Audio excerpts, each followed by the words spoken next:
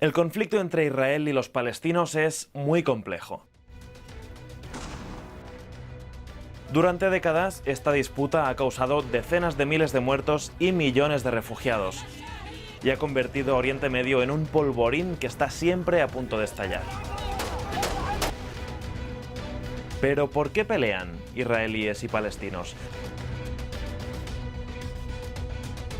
La respuesta es complicada, por eso la hemos dividido en 3 videos: el origen del conflicto y las fronteras, los asentamientos judíos y la cuestión de Jerusalén.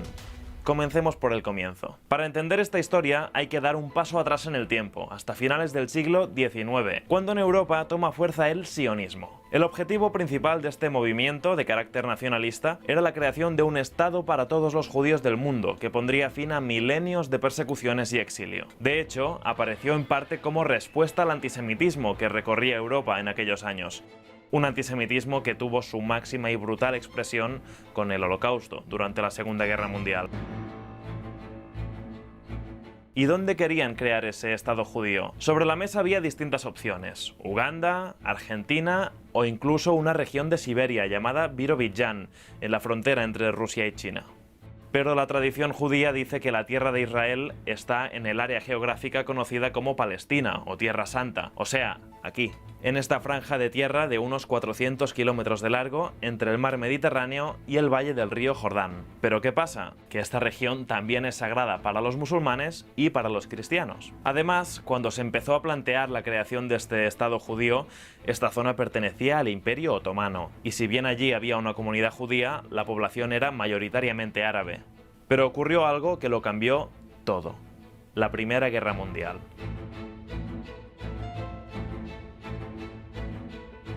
Al terminar la Gran Guerra, el Imperio Otomano desapareció. Las potencias europeas se repartieron varios de sus territorios y Reino Unido pasó a administrar la región de Palestina. Esto es importante porque en ese tiempo el gobierno británico dio un paso clave: la Declaración Balfour, una carta en la que por primera vez el gobierno británico apoyaba la creación de un hogar nacional para el pueblo judío en la región palestina. Pero aclarando lo siguiente: no debe hacerse nada que pueda perjudicar los derechos civiles y religiosos de las comunidades no judías existentes en Palestina. Es decir, hay que respetar a los árabes. Aunque más adelante veremos por qué los árabes no se sienten precisamente respetados.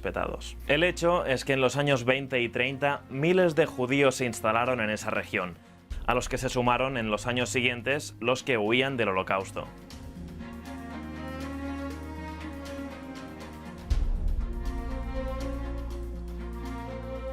Poco después de terminar la Segunda Guerra Mundial, los judíos instalados en la región palestina eran unos 600.000, la mitad de la población árabe en aquel momento.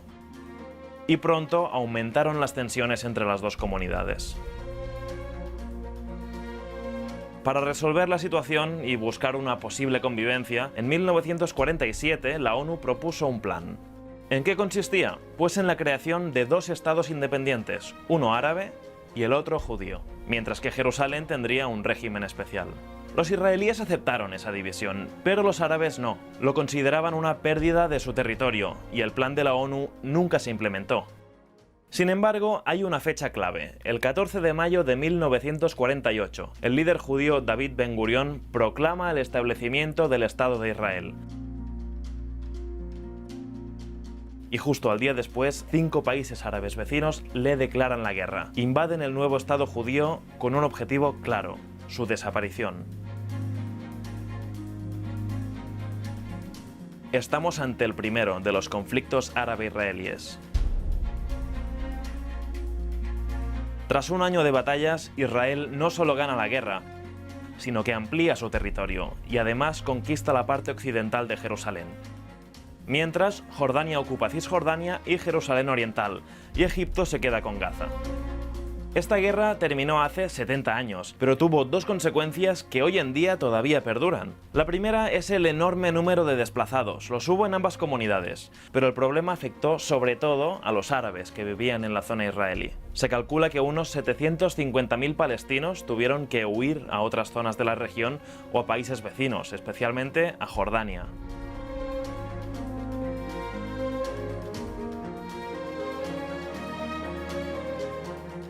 A este éxodo los palestinos lo llaman Nakba, que en árabe quiere decir destrucción o catástrofe. Hoy el número de refugiados palestinos, hijos y nietos de aquellos desplazados en los años 40, asciende a más de 5 millones.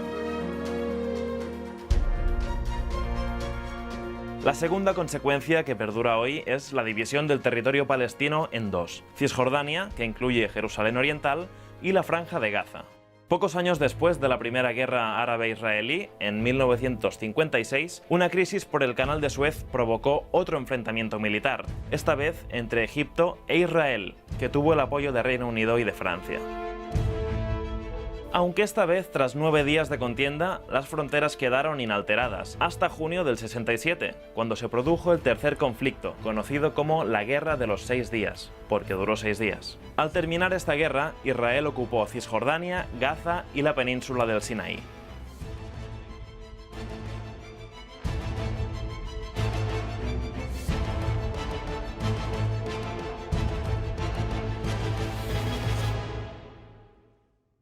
La última de esta serie de disputas internacionales entre árabes e israelíes fue la guerra de Yom Kippur, que en el 73 enfrentó a Egipto y Siria contra Israel. La guerra duró 20 días, pero sus consecuencias se alargaron por años y desembocaron en un evento muy importante para la región. En 1978, Egipto se convirtió en el primer país árabe en firmar la paz con Israel, en los acuerdos de Camp David. De esta forma recuperó el Sinaí, pero en cambio renunció a la Franja de Gaza.